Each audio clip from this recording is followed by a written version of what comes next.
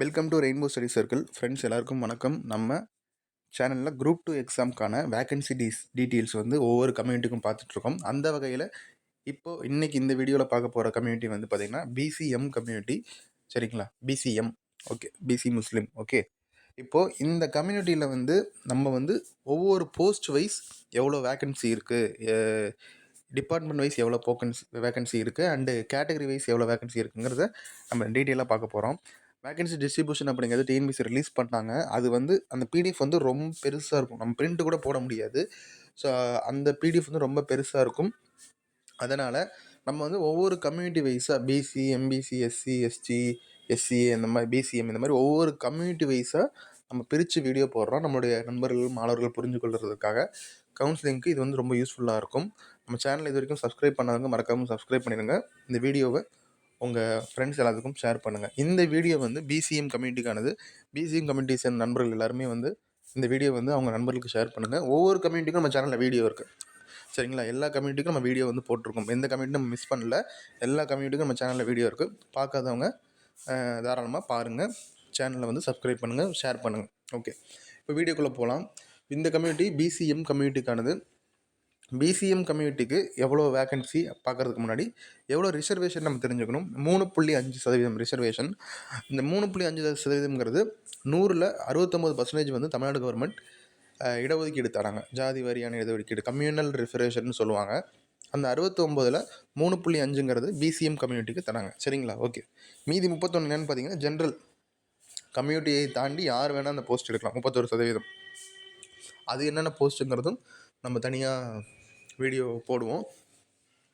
இப்போது இந்த 3.5% உடைய பிசிஎம் கம்யூனிட்டிக்கு வீடியோ வந்து நம்ம போட்டிருக்கோம். பார்க்கலாம், வீடியோக்குள்ளே போகலாம். இப்போ நம்ம டோட்டலாக இந்த சைடில் இருக்கிறது பார்த்திங்கன்னா டோட்டலாக எவ்வளோ வேகன்சின்னு இந்த குரூப் 2ல் ஃபில் பண்ண போகிறாங்கன்னு பார்க்குறோம்.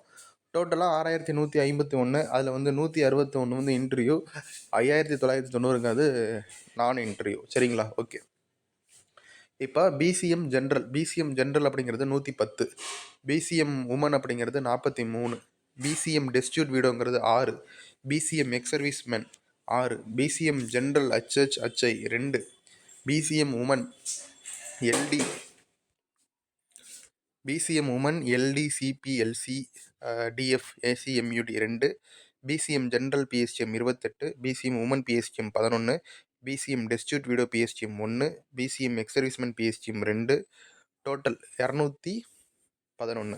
அப்போ பிசிஎம் கம்யூனிட்டிக்குன்னு இந்த மொத்தம் 6151ல் பிசிஎம் கம்யூனிட்டிக்கு ஒதுக்கப்பட்ட வேகன்சி எவ்வளோன்னு பார்த்தீங்கன்னா 211 அக்யூரேட்டாக. இந்த 211க்கும் இப்போ நான் பிசிஎம் கம்யூனிட்டியை சேர்ந்தவனாக இருக்கேன் அப்படிங்கிறப்ப நான் 211க்கும் எலிஜிபிளா அப்படின்னு கேட்டிங்கன்னா கிடையாது. அது கேட்டகரி இருக்குது உள்ள. இப்போ நான் பிசிஎம்னா பிசிஎம்குள்ளே நான் ஆனா பெண்ணா, இல்லை பிசிஎம்குள்ளே நான் வந்து பிஎஸ்டிஎம் இருக்கா இல்லையா, இல்லை பிசிஎம்குள்ளே நான் ஏதாவது ஒரு ஸ்பெஷல் கேட்டில் வரேனா இல்லையாங்கிறத பார்த்துட்டு நம்ம கேட்டகரியை முடிவு பண்ணிட்டு தான் நம்ம வந்து எந்தெந்த வேகன்சிக்கு எலிஜிபிள்னு நம்ம தெரிஞ்சுக்கணும். இப்போ ஃபார் அன் எக்ஸாம்பிள், நான் பிசிஎம் கம்யூனிட்டியை சேர்ந்தவன், ஒரு பையன் மேல் கேண்டிடேட்டு, அண்ட் பிசிஎம் கம்யூனிட்டியில் எனக்கு வந்து பிஎஸ்டிஎம் இருக்குது அப்படிங்கிறப்ப நான் எதுக்கு எலிஜிபிள்னா பிசிஎம் ஜென்ரல் அண்ட் பிசிஎம் பிஎஸ்டிஎம்க்கு நான் எலிஜிபிள். ஜென்ரல் பிஎஸ்டிஎம்க்கு. இதுவே என்கிட்ட பிஎஸ்டிஎம் கிடையாது, நான் ஒரு மேல் கேண்டிடேட் பிசிஎம் கம்யூனிட்டினா நான் பிசிஎம் ஜென்ரலுக்கு மட்டும்தான் எலிஜிபிள். சரிங்களா? இப்போ இதுவே அதே மாதிரி தான். இப்போ பிசிஎம் ஃபீமேல் இருக்காங்க, அவங்க பிஎஸ்டிஎம் வச்சுருக்காங்க அப்படிங்கிறப்ப அவங்க எதுக்கு எலிஜிபிள்னா பிசிஎம் ஜென்ரலுக்கு எலிஜிபிள், பிசிஎம் பிஎஸ்டிஎம்க்கு எலிஜிபிள், பிசிஎம் உமனுக்கு eligible, PCM women PSTM eligible. 4த்துக்கும் அவங்க எலிஜிபிள். இதுவே வந்து பிசிஎம் ஃபீமேல் கேண்டிடேட்டு பிஎஸ்டிஎம் கிடையாது அப்படிங்கிறப்ப அவங்க எதுக்கு எலிஜிபிள் அப்படின்னு பார்த்தீங்கன்னா BCA general and BCA women இதுக்கு தான் எலிஜிபிள். சரிங்களா? ஓகே, இப்போ இது புரிஞ்சிருக்குன்னு நினைக்கிறேன். இது வந்து இந்த பிடிஎஃப் வந்து உங்களுக்கு நான் டிஸ்கிரிப்ஷனில் தரேன். ட்ரைவில் போட்டு டவுன்லோட் பண்ணி நீங்கள் பிரிண்ட் கூட எடுத்து வச்சுக்கோங்க. உங்களுக்கு எது புரியலனாலும் தாராளமாக கேளுங்க. அப்போ மொத்தமாக பிசிஎம் கம்யூனிட்டிக்கு ஒதுக்கப்பட்ட வேகன்சி வந்து 211. ஓகேங்களா? இது வந்து நான் அந்த வேகன்சி டிஸ்ட்ரிபியூஷன்லேருந்து எடுத்து நாங்கள் எழுதி வச்சுருக்கோம்.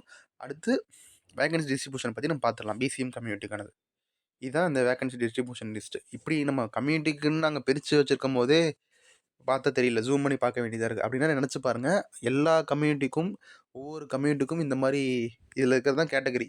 இந்த மாதிரி ஒவ்வொரு கம்யூனிட்டிக்கும் இந்த மாதிரி 10 கேட்டகரி வச்சு ஒரு 130 போஸ்ட்டு கொடுத்தா அது எவ்வளோ பெரிய பிடிஎஃபாக இருக்குன்னு நினச்சி பாருங்கள். நமக்கு பார்க்கவே முடியாது, ஜூம் பண்ணால் கூட அவ்வளோ அக்யூரேட்டாக நம்மளுக்கு தெரியாது. அதனால தான் நம்ம நண்பர்களுக்கு, மாணவர்கள் வசதிக்காக நம்ம வந்து அத கம்யூனிட்டி வைஸ் போடலாம் அப்படின்னு முடிவு பண்ணி, இப்ப எல்லா கம்யூனிட்டிக்கும் நம்ம வீடியோ போட்டுட்டோம். சரிங்களா? ஸோ, அதனால வீடியோவ முழுசா பாருங்க. அப்பதான் புரியும். இப்ப இந்த பிடிஎஃப் நான் ஃபுல்லா உங்களுக்கு எக்ஸ்ப்ளைன் பண்ணல. ஏன்னா, அது ஃபுல்லா பண்ண முடியாது. ஏன்னா, மொத்தம் 130 போஸ்ட் இருக்கு. ஒவ்வொரு கேட்டகரிக்கும் நான் வந்து சொல்லிட்டு இருந்தேன். டைம் ஆகும். நான் வந்து ஒரு ஒரு 4, 5 கேட்டகரி இல்ல 4, 5 போஸ்ட்டுக்கு மட்டும் உங்களுக்கு புரியறதுக்காக இந்த பிடிஎஃப் வந்து எப்படி பார்க்கணும் அப்படிங்கிற மாரி நான் சொல்லிக் குடுத்துர்றேன். நீங்க உங்களுக்கு வீடியோவோட டிஸ்கிரிப்ஷன்ல பிடிஎஃப் தந்துர்றேன். நீங்க பாருங்க. உங்களுக்கு ஏதேனும் புரியல அப்படிங்கிற பட்சத்தில என்ட்ட கமெண்ட்ல கேளுங்க. நான் வந்து உங்களுக்கு பார்த்து சொல்றேன். சரிங்களா? ஓகே. இந்த வீடியோ வந்து இல்ல இந்த பிடிஎஃப் வந்து உங்களுக்கு கவுன்சிலிங் வரைக்கும் யூஸ்ஃபுல்லா இருக்கும். மறக்காம சேவ் பண்ணி வச்சுக்கோங்க. இந்த பிடிஎஃப்ப டவுன்லோட் பண்ணி வச்சுக்கோங்க. ஓகே. இப்போ ஃபர்ஸ்ட்டு பாருங்க. ஃபர்ஸ்ட்டு போஸ்ட் என்னன்னு பார்த்தீங்கன்னா, நல்லா ஜூம் பண்ணிக்கலாம். ஜூம் பண்ணி பாருங்க. அப்பதான் தெளிவா தெரியும். Senior inspector cooperative society department. இதில வந்து பார்த்தீங்கன்னா, பிசிஎம் ஜெனரலுக்கு 4 போஸ்ட் ஒதுக்கியிருக்காங்க. ஓகேங்களா? அடுத்து பிசிஎம் எக்ஸ் சர்வீஸ் மேனுக்கு 1 போஸ்ட். அடுத்து பிசிஎம் உமன்ல இருக்க டிசேபிள்டுக்கு வந்து 1. அடுத்து பிசிஎம் ஜெனரல் பிஎஸ்டிஎம்க்கு 2. அடுத்து பிசிஎம் உமன் பிஎஸ்டிஎம்க்கு 2. இப்படி தான் ஒதுக்கியிருக்காங்க. அப்ப ஃபர்ஸ்ட்டு நான் முன்னாடியே சொன்ன மாரி நம்ம என்ன பிசிஎம் கம்யூனிட்டியா இருந்தாலும், அதுக்குள்ள நம்ம என்ன கேட்டகரியில வரோன்னு பார்த்துட்டு, நம்ம வந்து இதுக்கு எலிஜிபிள் அப்படிங்கிறத பார்த்துட்டு நம்ம சொல்லணும். நான் இன்னொரு டைம் கூட நான் சொல்றேன். இப்ப நான் பிசிஎம்ல ஒரு ஃபீமேல் கேண்டிடேட்டு நான் வந்து பிஎஸ்டிஎம் இருக்கு அப்படின்னா, அவங்க 4 கேட்டகரிக்கு eligible. BCM general, BCM women and BCM general PSTM, BCM women PSTM 4 eligible. ஓகேங்களா? ஓகே. இப்ப சப் ரெஜிஸ்டர் எல்லாருமே வந்து எடுக்கணும்னு நினைக்கிற ஒரு சப் ரெஜிஸ்டர் போஸ்ட் வந்து நம்ம பார்க்கலாம். இங்க பாருங்க. இங்க இருக்கு. இதில தேடுறதே ஒரு பெரிய கஷ்டமா இருக்கு. சப் ரெஜிஸ்டர் போஸ்ட் பார்த்தீங்கன்னா, பிசிஎம் ஜெனரலுக்கு வந்து ஒரே ஒரு போஸ்ட் இருக்கு. சரிங்களா? பிசிஎம் கம்யூனிட்டி சேர்ந்தா யார் வேணா இந்த ஒரு வேக்கன்சி வந்து ஃபில் பண்ணலாம். ஓகே. உமனுக்குன்னு தனியாலாம் வந்து வேக்கன்சி இந்த போஸ்ட்டுக்கு குடுக்கல. சப் ரெஜிஸ்டருக்கு குடுக்கல. ஓகே. நெக்ஸ்ட் வந்து முனிசிபல் கமிஷனர் எல்லாரும் எடுக்கணும்னு நினைப்பீங்க. அந்த போஸ்ட் பார்க்கலாம். இங்க இருக்கு. முனிசிபல் கமிஷனரும் அதே மாரி தான். பிசிஎம் ஜெனரலுக்கு வந்து ஒரே ஒரு போஸ்ட் ஒதுக்கியிருக்காங்க. அதாவது பிசிஎம் கம்யூனிட்டில பிசிஎம் ஜெனரல்ல 1 ஒதுக்கியிருக்காங்க. ஸோ பிசிஎம் கம்யூனிட்டிய சேர்ந்த யார் வேணா இந்த முனிசிபல் கமிஷனர் ஒரு போஸ்ட் வந்து எடுக்கலாம். சரிங்களா? ஓகே. இப்போ இன்னொரு எக்ஸாம்பிள் கூட உங்களுக்கு நான் சொல்லிடலாமே. இப்போ பாருங்களேன். இப்போ டிஸ்ட்ரிக்ட் வைஸ் வேக்கன்சி வந்து ரூரல் டெவலப்மெண்ட்டு அண்டு ரெவென்யூ டிபார்ட்மெண்ட்ல இருக்கும். இப்போ இங்க பாருங்க. இப்போ ரூரல் டெவலப்மெண்ட் டிபார்ட்மெண்ட்டு ஈரோடு டிஸ்ட்ரிக்ட்ல வந்து பிசிஎம் கம்யூனிட்டிக்கு ஒரு வேக்கன்சி ஒதுக்கியிருக்காங்க. ஜென்ரல் அதாவது பிசிஎம் ஜென்ரல் கட்டத்தில் தான் 1 இருக்கு. மீதி எல்லா கட்டத்துலயும் பிளாங்காக இருக்குது. ஸோ ஸ்பெஷல் கேட்டகரிக்கெலாம் வேக்கன்சி ஒதுக்கல. பிசிஎம் ஜென்ரலில் 1 வச்சுருக்காங்க. அப்படிங்கிறப்ப பிசிஎம் கம்யூனிட்டி சேர்ந்து யார் வேணா டிசபிலிட்டிஸ் பேர்சனாக இருந்தாலும் சரி, ஸ்பெஷல் கேட்டகரியில் வந்தாலும் சரி, ஃபீமேலாக இருந்தாலும் சரி, பிஎஸ்டிஎம் இருக்குது இல்லை என்ன இருந்தாலும் சரி, நீங்கள் இந்த ஒரு வேக்கன்சியை ஃபில் பண்ணிக்கலாம். சரிங்களா? ஓகே. இப்போ இன்னொரு டிபார்ட்மெண்ட் கூட உங்களுக்கு நான் காமிக்கிறேன். இந்த பாருங்க. அசிஸ்டன்ட் இன் ரெஜிஸ்ட்ரேஷன் டிபார்ட்மெண்ட்டில் இதில் கொஞ்சம் வேக்கன்சி கொஞ்சம் அதிகமாக ஒதுக்கியிருக்காங்க. BCM general 3. அடுத்து பார்த்தீங்கன்னா இது ஒரு டிசபிலிட்டிஸ் இது. இந்த மாதிரி ஒதுக்கியிருக்காங்க. இப்போ இப்படி தான் இந்த பிடிஎஃப் வந்து பார்க்கணும். இப்போ இது பாருங்களேன். இப்போ மெடிக்கல் ஹெல்த்தில் பாருங்களேன். எத்தனை வேக்கன்சின்னு பாருங்கள். பிசிஎம் ஜென்ரல் 11, பிசிஎம் உமன் வந்து 5 வேக்கன்சி ஒதுக்கியிருக்காங்க. ஓகேவா? ஸோ இந்த மாதிரி தான் நம்ம கேட்டகரி என்னன்னு தெரிஞ்சுட்டு நம்ம இந்த பிடிஎஃப் வச்சுட்டு நம்ம பார்க்கலாம். முடிஞ்ச அளவுக்கு நீங்கள் ஃபோனில் ஜூம் பண்ணி பார்த்தீங்கன்னா மேலே இருக்கிறது மறையும். ஸோ நீங்கள் டவுன்லோட் பண்ணி நீங்கள் பிடிஎஃபாக நீங்கள் பிரிண்ட் போட்டு வச்சுட்டா கூட உங்களுக்கு ரொம்ப யூஸ்ஃபுல்லாக தான் இருக்கும். உங்களுக்கு புரிஞ்சிருக்கும்னு நினைக்கிறேன். ஒரு வேளை இதில் எதுவும் புரியலை அப்படின்னா தாராளமாக நீங்கள் கமெண்ட்டில் கேளுங்க. ஸோ இதோட நம்ம எல்லா கம்யூனிட்டிக்கும் நம்ம வந்து வேக்கன்சி டீட்டெயில்ஸ் தனித்தனியாகவே போட்டுட்டோம். இன்னும் நான் போடணும்னு நினைக்கிற வீடியோ என்னன்னு பார்த்தீங்கன்னா, ஜென்ரல் கேட்டகரிக்கும் இந்த மாதிரி பிடிஎஃப் இருக்குது. அதாவது ஜென்ரல்னால் வெளியில் இருக்க ஜென்ரல் கம்யூனிட்டி இல்லாமல் 31% இருக்குது பார்த்தீங்களா? அதுக்குமே இந்த மாதிரி ஒரு பிடிஎஃப் இருக்குது. அதுவும் நான் வீடியோ போடணும்னு நினைக்கிறேன். அது விரைவில் போட்டுடுறோம். அண்டு இந்த ரிசர்வேஷன் இம்ப்ளிமெண்டேஷன் பற்றி நிறைய பேர் வந்து டவுட் இருக்குது, நிறைய குழப்பங்கள் இருக்குதுன்னு நினைக்கிறேன். அதுக்கு தனியாகவே ஒரு வீடியோ போடணும்னு நான் நினைக்கிறேன். அதுவும் போட்டுடுறோம். ஸோ ரிசல்ட் வந்து ஜனவரி 12 வந்துரும்னு சொல்லியிருக்காங்க. மேக்ஸிமம் வரதுக்கான வாய்ப்புகள் ஏறத்தாழ உறுதியாகிருச்சு. கண்டிப்பாக வந்துரும்னு நினைக்கிறேன் இந்த வாரத்தில்.